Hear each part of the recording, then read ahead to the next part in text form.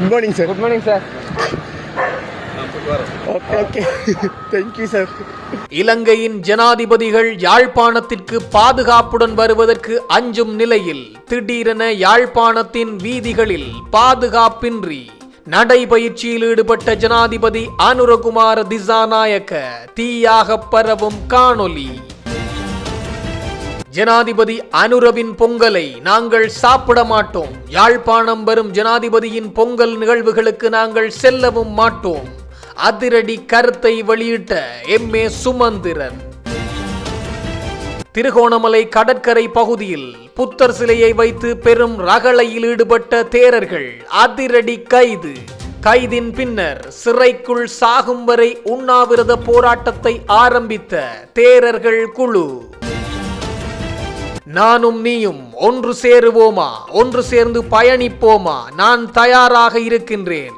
விமல் வீரவம்சவுக்கு தூதுவிட்ட முன்னாள் ஜனாதிபதி ரணில் விக்ரமசிங்க.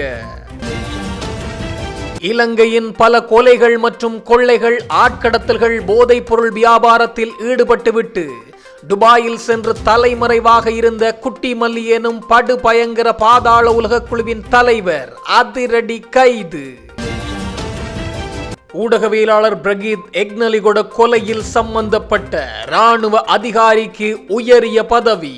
கடும் கோபத்தில் ஜனாதிபதிக்கு கடிதம் எழுதிய எக்னலிகொடவின் மனைவி.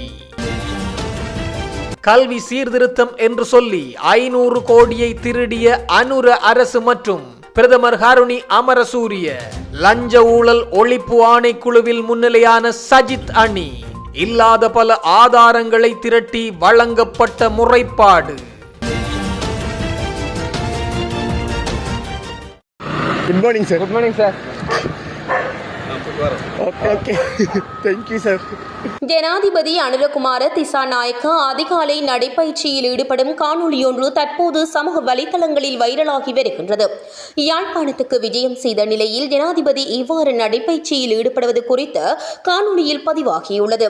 வடக்கு மாகாண சபையின் ஏற்பாட்டில் நேற்றைய தினம் தைப்பொங்கல் தினத்தை முன்னிட்டு மிக விமர்சையாக ஏற்பாடு செய்யப்பட்ட பொங்கல் விழாவில் ஜனாதிபதி கலந்து கொண்டிருந்தார். அதன்படி குறித்த பொங்கல் விழா நேற்று யாழ்ப்பாணம் வேலணை தெற்கு ஸ்ரீ சுப்பிரமணிய சுவாமி கோவில் முன்றலில் நடைபெற்றது.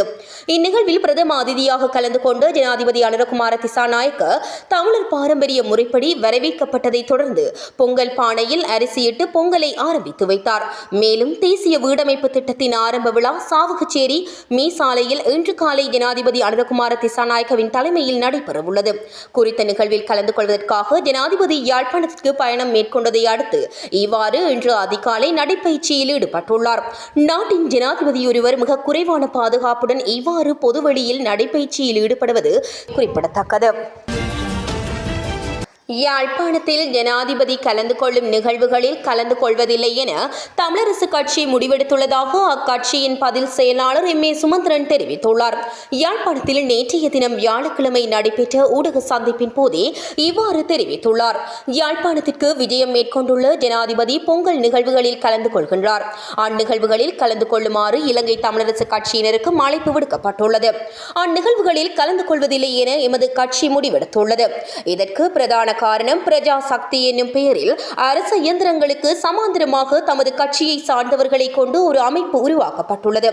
இதுகுறித்து நாம் பல எதிர்ப்புகளை தெரிவித்துள்ளோம். உள்ளூராட்சி சபைகள் முன்னெடுக்க வேண்டிய வேலை திட்டங்களை திசை மாற்றிக் கொண்டுள்ளனர். குறிப்பாக வடக்கு மற்றும் கிழக்கில் தமக்கு உள்ளூராட்சி அதிகாரங்கள் கிடைக்காத இடங்களில் இத்தகைய செயற்பாட்டை முன்னெடுத்துள்ளனர். சட்ட ரீதியாக உள்ளூராட்சி சபைகள் முன்னெடுக்க வேண்டிய வேலைகளை வறுமை ஒழிப்பு எனும் பெயரில் நேரடியாக மத்திய அரசு செய்வதனை சட்ட ரீதியாக சவாலுக்கு உட்படுத்தவும் நடவடிக்கை எடுத்துள்ளோம். சுனாமி ஏற்பட்ட போது வடக்கு கிழக்கில் விடுதலை புலிகளுடன் இணைந்து நிவாரண பணிகளை முன்னெடுக்க அன்றைய ஜனாதிபதி சந்திரிகா குமாரதுங்க முயன்ற போதே இதே ஜேவிபியினர் தான் உயர் நீதிமன்றத்துக்கு சென்று அதற்கு எதிராக தடை உத்தரவை பெற்றனர். அதற்கு அவர்கள் நீதிமன்றில் முன்வைத்த வாதம் அரசு அமைப்புக்கு சமாந்தரமாக எந்த ஒரு அமைப்பையும் செயற்பட அனுமதிக்க முடியாது என்பதே. சுனாமியால் மிக மோசமாக பாதிப்படைந்திருந்த வடக்கு கிழக்கு மாகாணங்களை மீள் கட்டுமானம் செய்ய செய்யாதவர்கள் அவர்கள். அதே சட்ட அடிப்படையில் இன்று அரசாங்க நிறுவனங்கள் உள்ளூராட்சி சபைகள் ஊடாக சட்ட ரீதியாக செய்ய வேண்டியதை அதற்கு சமாந்தரமாக தமது கட்சிக்காரர்களை உள்ளடக்கிய அமைப்பை உருவாக்கி அதனூடாக செய்ய முயல்கின்றனர். அரச உதவிகள் நிவாரணங்கள் நிதிகளில் தங்களின் கட்சியை வளர்க்கின்றனர். இதனை நாங்கள் வன்மையாக கண்டிக்கின்றோம். அவர்கள் பாவித்த அதே சட்ட கோட்பாட்டை உபயோகித்து அதனை நிறுத்த முயற்சி எடுப்போம். அதற்கு எதிர்ப்பு தெரிவிக்கும் முகமாக முதல் கட்டமாக ஜனாதிபதி கலந்து கொள்ளும் நிகழ்வை புறக்கணித்துள்ளோம். திருகோணமலை சிறைச்சாலையில் தடுத்து வைக்கப்பட்டுள்ள வனவாசி பலாங்கொட கசப தேரர் இன்று காலை முதல் உணவு உள்ள மறுத்து சாகும் வரை உண்ணாவிரதம் இருப்பதாக சிறைச்சாலை வட்டாரங்கள் தெரிவிக்கின்றன. பலாங்கொட கசப தேரர் காலை மற்றும் மதிய உணவு உட்கொள்ள மறுத்து இந்த உண்ணாவிரதத்தில் ஈடுபட்டுள்ளதாக அறியப்படுகின்றது.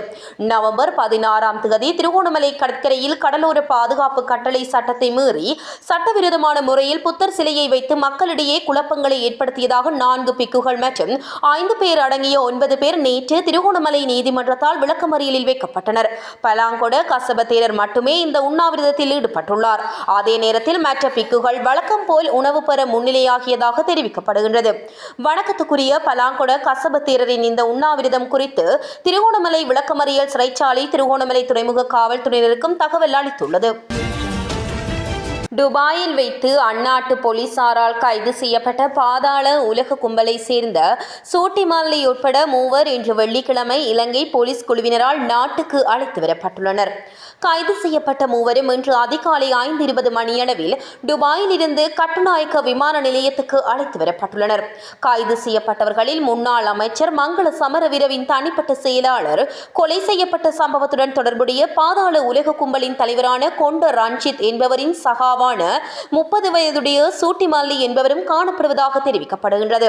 அத்துடன் கைது செய்யப்பட்டவர்களில் எல்பிட்டியாவில் இடம்பெற்ற கொலை சம்பவத்துடன் தொடர்புடைய பாதாள உலக கும்பலின் தலைவரான புன்ஷா என்பவரின் 52 வயதுடைய சகாவும் மோசடி குற்றச்சாட்டுகளுடன் தொடர்புடைய ரத்மலானியை சேர்ந்த 56 வயதுடைய பெண் ஒருவரும் காணப்படுவதாக தெரிவிக்கப்படுகின்றது.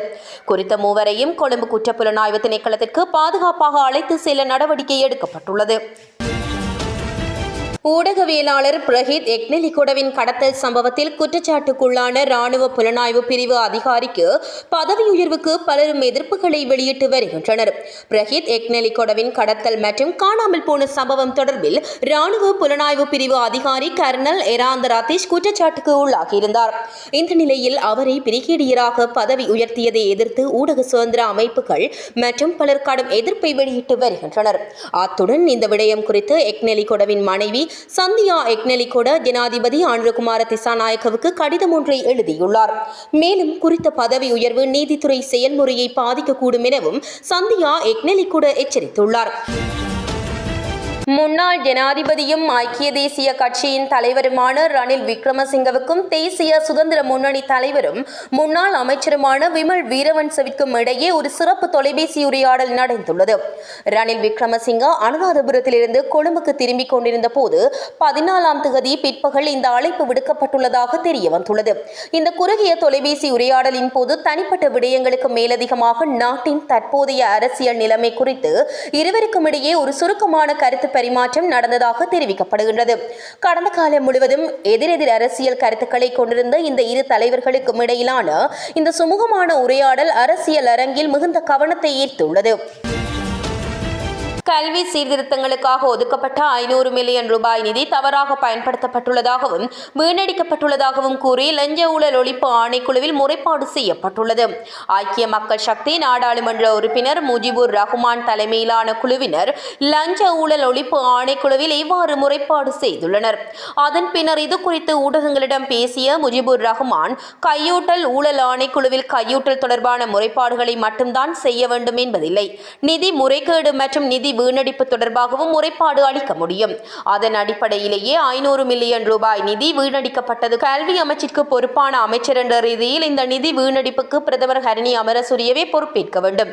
கல்வி சீர்திருத்தங்களை அறிமுகப்படுத்துவதில் அரசாங்கம் நியாயமான நடைமுறையை பின்பற்றவில்லை. கல்வி சீர்திருத்தங்களை அறிமுகப்படுத்தும் போது ஒரு வெள்ளை அறிக்கை சமர்ப்பிக்கப்பட்டு அது குறித்து சம்பந்தப்பட்ட அனைத்து தரப்பினருடனும் விரிவான கலந்துரையாடல் நடத்தப்பட்டிருக்க வேண்டும் என அவர் மேலும் தெரிவித்தார். இன்று முதல் ஒரு கோப்பை பால் தேநீரின் விலையை 10 ரூபாவினால் குறைக்க தீர்மானிக்கப்பட்டுள்ளது. இறக்குமதி செய்யப்படும் பால்மாவின் விலை குறைக்கப்பட்டதை அடுத்து இந்த தீர்மானம் எடுக்கப்பட்டுள்ளது. குறித்த விடயத்தை அகில இலங்கை சிற்றுண்டி சாலை உரிமையாளர்கள் சங்கம் அறிவித்துள்ளது. ஜனவரி 16 முதல் இறக்குமதி செய்யப்பட்ட பால்மாவின் விலை குறைக்கப்படும் என அறிவிக்கப்பட்டது. உலக சந்தையில் பால்மா விலை குறைந்து வருவதால் அதன் பலன்களை நுகர்வோருக்கு வழங்கும் நோக்கில் இந்த முடிவு எடுக்கப்பட்டுள்ளது. அதன்படி இறக்குமதி செய்யப்பட்ட 1 கிலோ பால்மாவின் விலை ரூபாய் 125 குறைக்கப்பட்டுள்ளது. அதே நேரத்தில் 400 கிராம் பால்மாவின் விலை ரூபாய் 50 குறைக்கப்பட்டுள்ளன. திருத்தப்பட்ட பால்மா விலைகளுக்கேற்ப பால் தேநீரின் விலை குறைப்பு நாடு முழுவதும் செயல்படுத்தப்படும் என்று சிற்றுண்டிச்சாலை உரிமையாளர் சங்கம் தெரிவித்துள்ளது.